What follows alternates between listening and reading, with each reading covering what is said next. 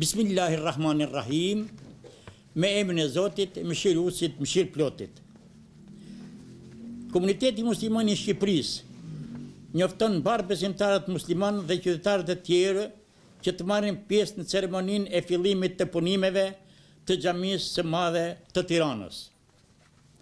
Kjo ceremoni do të zhvillohet nesër, ditën e shtunë, në orën 10, në vendin e quajtur Nemazja, ku dhe të ndërtohet xhamia e shumë pritur nga të gjithë. Fillimi i punimeve për ndërtimin e xhamisë së madhe të Tiranës është një ngjarje historike jo vetëm për besimtarët musliman, por për të gjithë shqiptarët kudo që ndodhen. Ndërkohë, pas kësaj ceremonie, në orën 11, komuniteti musliman i Shqipërisë organizon në Pallatin e Kongreseve programin e përvitshëm Profeti Muhammed alayhi salatu vesselam, krenaria e njerëzimit. Ju falemnderit.